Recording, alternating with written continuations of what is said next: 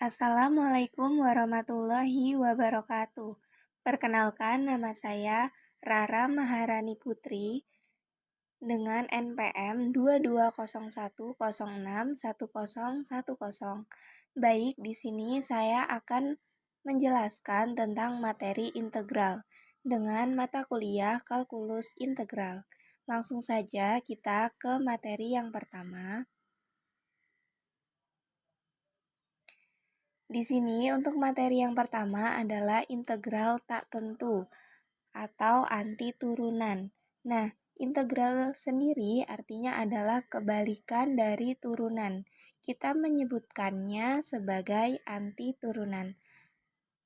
Seperti yang telah kita pelajari di semester lalu, yaitu mata kuliah kalkulus diferensial, di mana di situ ada namanya suatu fungsi turunan. Nah, fungsi turunan itu penyelesaiannya adalah misalnya di sini ada fungsi fx, x pangkat 3. Maka turunan pertama dari x pangkat 3 adalah 3x pangkat 2. Dan x pangkat 3 plus 5, turunan pertamanya adalah 3x pangkat 2. Karena 5-nya itu konstanta, maka nilainya sama dengan 0. Nah, kalau integral itu sendiri kebalikan dari turunan itu tadi. Jadi misalnya di sini ada 3x pangkat 2, maka turunan dari 3x pangkat 2 yaitu x pangkat 3. Nah, di sini kita lihat untuk integralnya, di mana ada fungsi 1 sama dengan x pangkat 4. Maka turunan pertama untuk integralnya adalah 4x pangkat 3. Dan fungsi kedua x sama dengan x pangkat 5. Maka fungsi turunan pertamanya sama dengan 5x pangkat 4. Anti turunan dari fx adalah 5x pangkat 4 adalah x pangkat 4 plus 3. Anti turunan umum dari fx sama dengan 5x pangkat 4 adalah 5x plus c. Jadi kita bisa menambahkan plus c untuk integral. Ketentuannya, integral dx sama dengan operator integral. Integral fungsi x sama dengan fx. Misalnya di sini ada A 5x pangkat 4. Berarti turunannya adalah 5x pangkat 5 plus c. Integral 5x pangkat 4 dx sama dengan 5x plus c.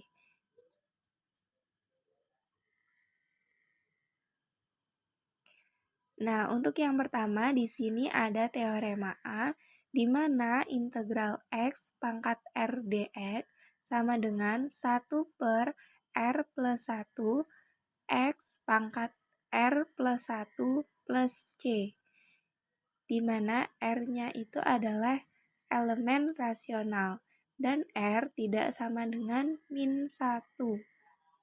Contohnya bisa kita lihat integral dx sama dengan integral dx sama dengan x plus c. Dan yang kedua, integral x pangkat 2 dx, maka turunannya adalah 1 per 4 x pangkat 4 plus c. Yang ketiga, integral 1 per 5 per x pangkat 5 dx sama dengan integral x pangkat min 5 dx. Nah, itu sama dengan 1 per 4x pangkat min 4 plus c, maka hasilnya adalah min 1 per 4x pangkat 4 plus c. Dan yang keempat, integral akar 4 dx sama dengan integral x pangkat setengah dx sama dengan 1 dibagi 3 per 2x pangkat 3 per 2 plus c. Maka hasilnya adalah 2 per 3 x 3 per 2 plus c.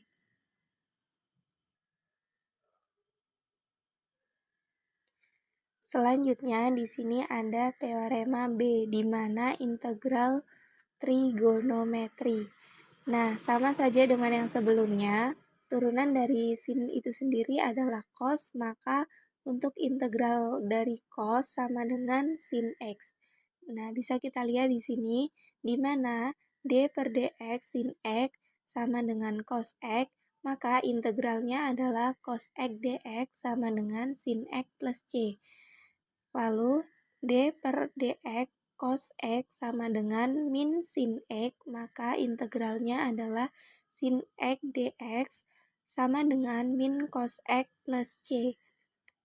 Selanjutnya, d per dx tan X sama dengan secant kuadrat X, maka integralnya adalah secant kuadrat X dx sama dengan tan X plus C. Selanjutnya, d per ds kotangen X sama dengan min kosekan kuadrat X. Maka integralnya adalah kosekan kuadrat X dx sama dengan min kotangen X plus C. Dan selanjutnya bisa kita lihat sendiri ya teman-teman. Selanjutnya untuk teorema C, andaikan F dan G memiliki anti turunan integral tak tentu, dan andaikan K adalah konstanta, maka akan berlaku integral K fungsi dx sama dengan K integral fungsi X dx. Lalu yang kedua, integral fungsi X plus Gx dx. Nah, ini bisa kita selesaikan dengan cara kita menghitung dulu integral fungsi X, fungsi fx, dan integral fungsi gx. Dan aturan yang ketiga, integral fx min gx sama dengan integral fungsi fx min integral gx. Nah, jadi bisa kita selesaikan dulu dengan menghitung integral dari fungsi fx dan juga fungsi gx. Nah, di sini ada contohnya, bisa kita lihat di mana soalnya integral 3x pangkat 2 plus sin x dx sama dengan integral 3x pangkat 2 dx plus integral sin x dx. Nah, kita menyelesaikan dulu yang integral 3x pangkat 2 dx, yaitu dengan cara menurunkannya terlebih dahulu, ya, maka hasilnya X pangkat 3 plus C1 dan plus min cos plus C2. Nah, min cos ini adalah turunan dari sin X. Maka hasilnya X pangkat 3 min cos X plus C1 plus C2 sama dengan X pangkat 3 min cos X plus C. Teorema D, andaikan G adalah suatu fungsi yang dapat dideferensiasikan dan R adalah bilangan rasional yang bukan min 1, maka berlaku integral fungsi Gx pangkat R dikali fungsi G turunan fungsi G aksen X dx sama dengan Gx R plus 1 per R plus 1 plus C. Nah, bisa kita lihat di sini contohnya, misalnya integral X pangkat 3 plus 2 dalam kurung pangkat 5 3x dx. Maka sama dengan X pangkat 3 plus 2 dalam kurung pangkat 5 per 5 plus 1 plus C. Sama dengan X pangkat 3 plus 2 pangkat 6 per 6 plus C.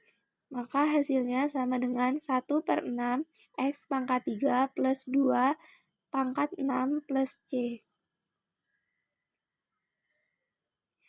Nah, di sini ada contoh lagi, misalnya integral X pangkat 2 plus 3 pangkat 4 dx sama dengan 1 per 2 integral X pangkat 2 min 3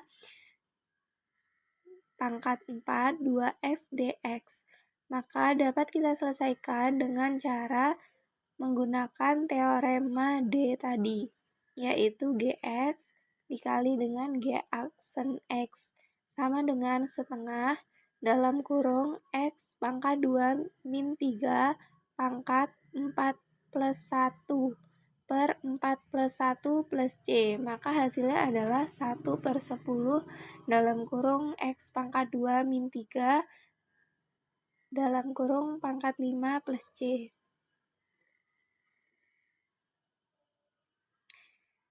Ya, demikianlah presentasi atau pembelajaran pada video kali ini yang dapat saya sampaikan. Kurang lebihnya saya mohon maaf. Saya akhiri, wabillahi taufiq wal hidayah. Wassalamualaikum warahmatullahi wabarakatuh.